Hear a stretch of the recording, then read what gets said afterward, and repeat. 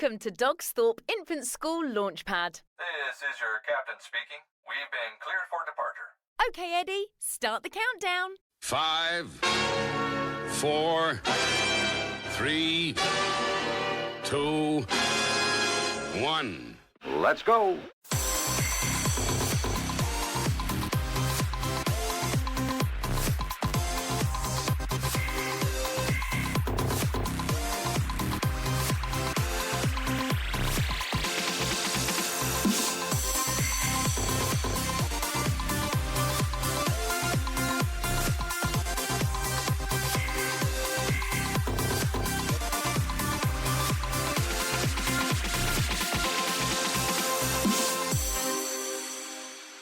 This podcast is brought to you by Eddie Edster, the Dogsthorpe Infant School Wellbeing Dog. We love having children's authors on the show, and we've got a lovely children's author, Ian Brown. Welcome to the show, Ian. Hello, Dave, and hello to Eddie. Now, could you, for our listeners who maybe have not met you yet, I know you go into lots of schools, but for those people who've not met you yet, can you tell us, first of all, a little bit about yourself? Well, as you say, Dave, I am Ian Brown, not of the Stone Roses, I'm afraid. Sorry to disappoint anyone who might have been expecting that, but I'm happy to wear a parka on a school visit if people want that or wherever. And I'm based in London, but I travel all over the UK. I visit schools, bookshops, libraries, wherever I'm invited, book festivals, literature festivals.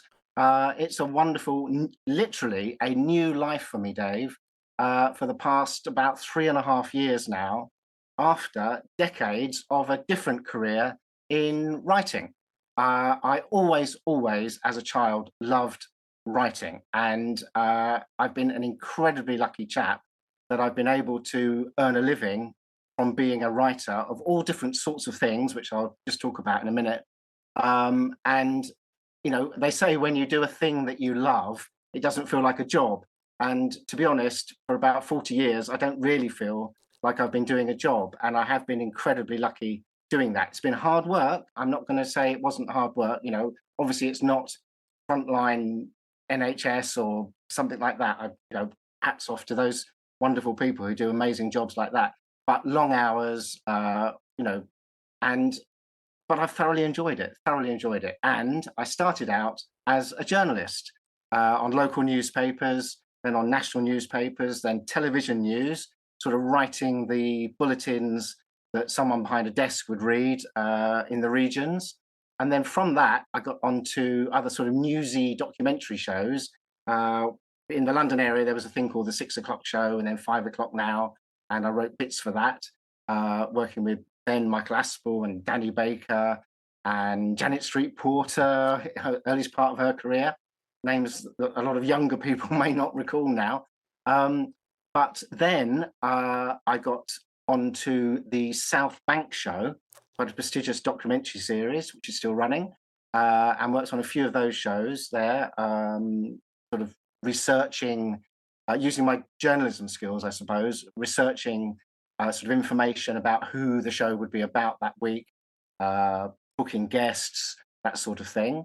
And then I, very luckily for me, got a job on a show, which some people may remember, the big Red Book tribute show, This Is Your Life. And that was then being hosted by Michael Aspel. So I was reunited with Michael Aspel. He'd been doing the show for a year after, sadly, the original host in this country, Eamon Andrews, passed away. And it was a massive show, Dave. I can't tell you. Yes, it was. Once upon a time, it had, you know, some of the biggest ratings on ITV. In fact, Coronation Street used to follow it once upon a time on a Wednesday to boost the ratings of Coronation Street. And it was a great show to work on. Initially, I had an interview for it and I was rejected. But I knew I was so right for the job with my past in journalism, my love of writing, all that sort of thing, and my interest in celebrities, I have to say, and telling people's stories, that back then it was letters, not email, not fax, not anything. It was letters. And I wrote quite a snotty letter back to the producers. And it paid off, absolutely paid off. They'd never had anyone do it before. They called me in again. They said, we've never had a letter like this before. So, you know, it just shows you sometimes if you chance your arm for something you really believe in. And they invited me back and they said, we'll give you a 3-month trial period as a researcher.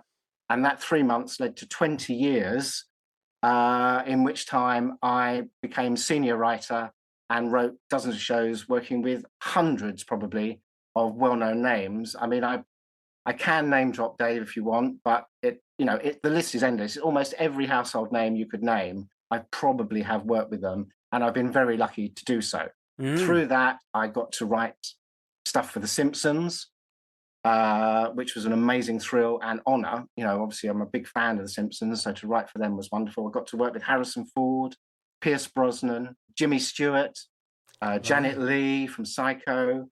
The list is endless. Simon Cowell, Ant and Dec, Davina McCall, Amanda Holden, Piers Morgan, whatever you think of all these people, I've written for them, produced for them, done all sorts of things on television with them. Also sporting heroes, Dickie Bird, Nobby Stiles, Bobby Robson, Bobby Charlton, Sir Matt Busby from way back. An incredible list of people. And I'm just honored to have worked on that show. I then worked on various game shows, so things like Take Your Pick with Des O'Connor, which used to be the gong game where people couldn't say yes or no for a minute, which was great fun to work with. I wrote questions for that, joke questions, and the sort of actual general knowledge questions, and booked the guests as well. And simultaneously, I then started to work with someone called Jeremy Clarkson, because a colleague of mine said, "What do you think of Jeremy Clarkson?" And I said, "Well, he's all right." And we pitched an idea to him for, back then, it was video, VHS, before DVD and before streaming. And we did a video with Jeremy, all the things he couldn't do on old Top Gear. So the first ever sort of drag race, dropping a caravan on a car, all this sort of nonsense. And it became a big hit. And that led to 17 years of working with Jeremy. And those projects then became the new Top Gear with Richard Hammond and James May. And then I worked on projects with them, massive road trips, working out what the road trip would be from sort of Venice across to Barcelona, across Europe, 50 odd cars to be delivered here, there and everywhere, or picked up, stunt men, stunt drivers, explosives experts, special effects experts, helicopters, then drones came in, booking all the stuff. Health and safety became a massive part of it all. And I just did all that. But all that time, Dave, I was, like many, many people, trying to become a published author. And I had lots and lots of projects. I've written novels for grown-ups, other picture books for children, chapter books for children, all sorts of things. And like many people out there, unfortunately, I have had dozens and dozens of rejections from agents and from publishers. And then, as I said, about 5 years ago, my life changed, well, forever, I guess now, because our pet tortoise, called Albert, went upside down in our garden, and I was gently putting him the right way round.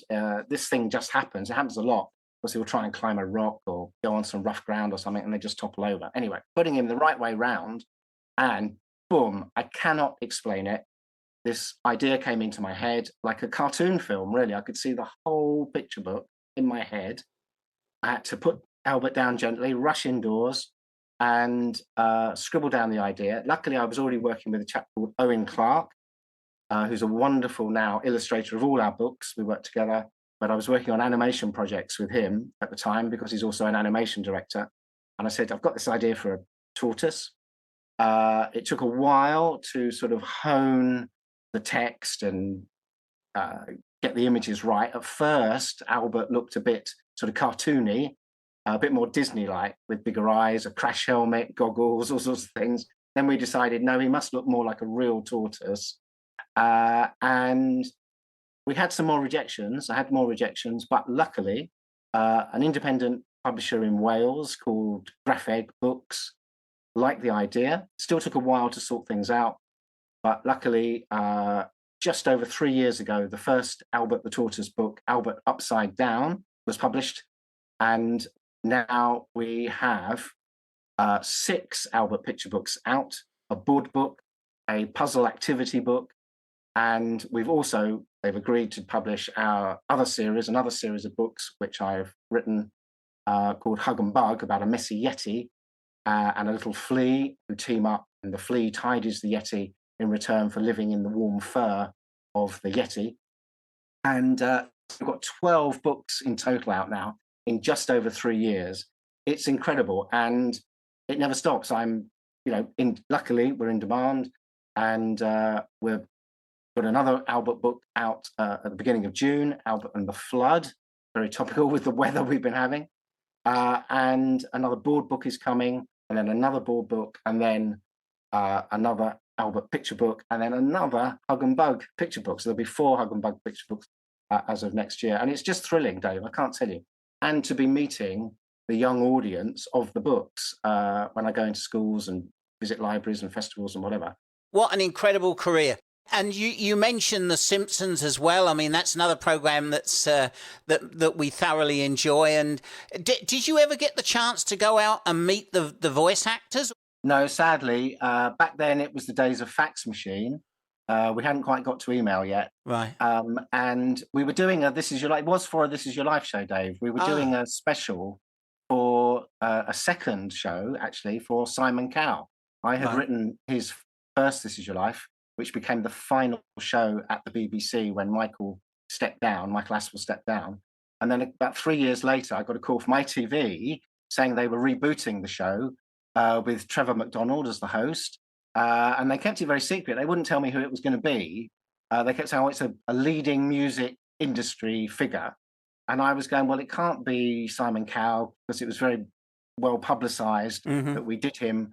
And then that evening, Michael announced his retirement from the show. Right. But it turned out it was Simon Cowell.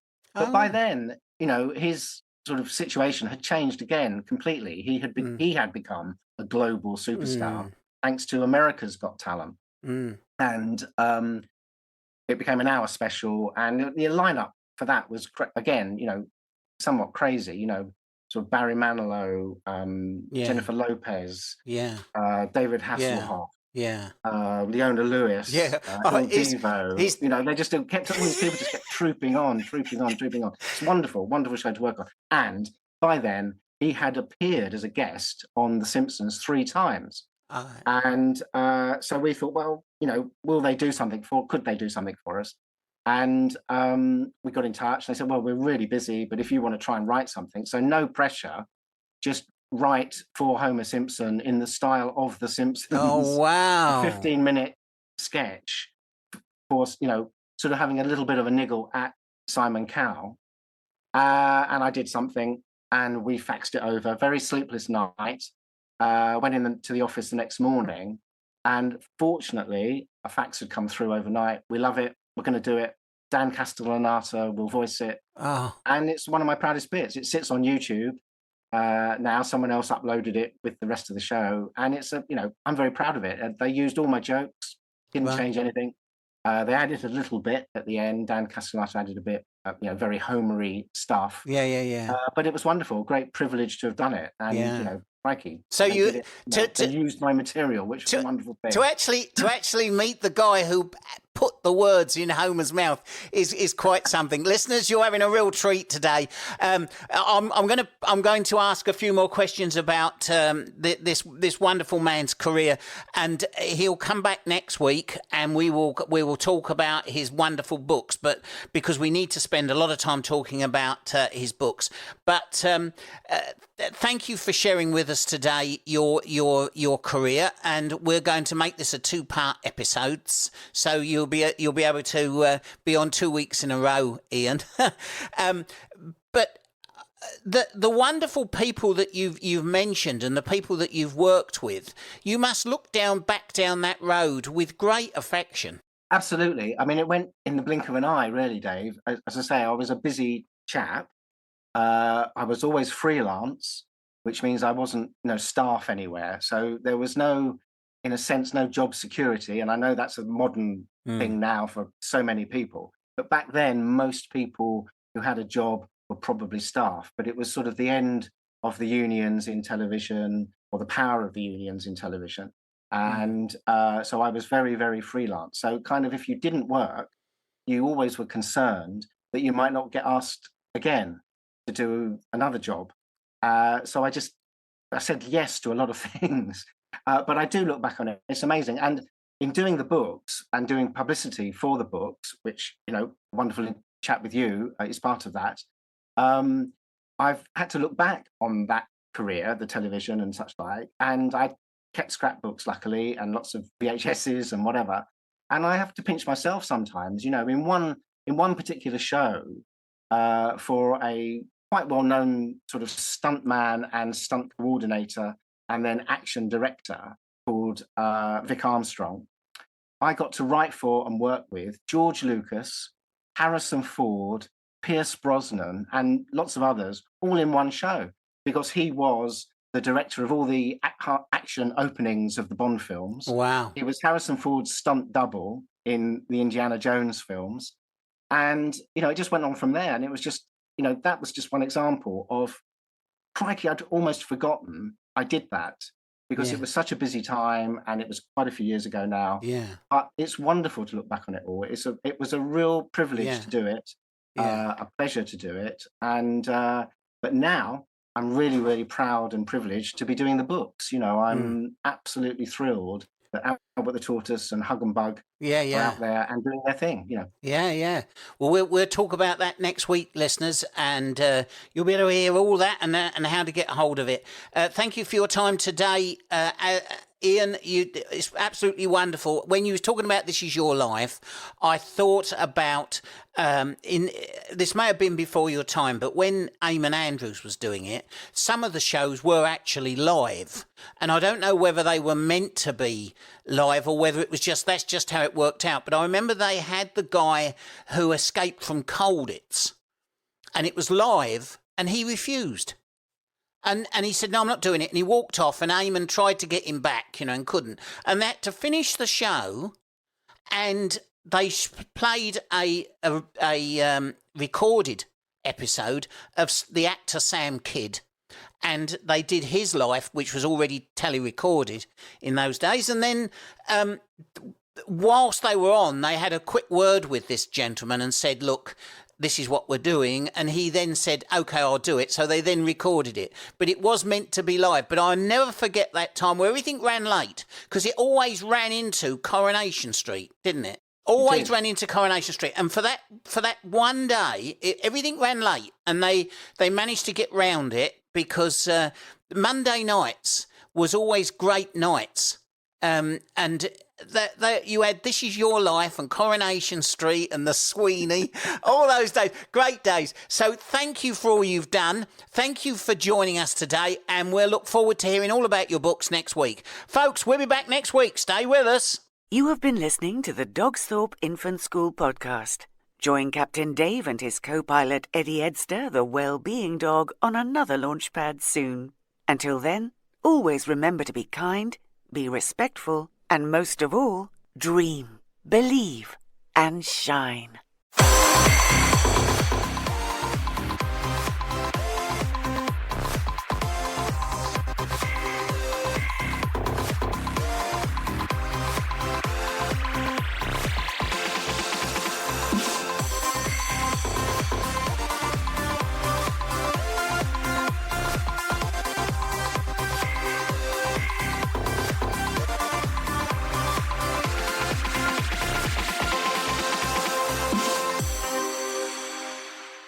Dogsthorpe Infant School is part of Hampton Academies Trust.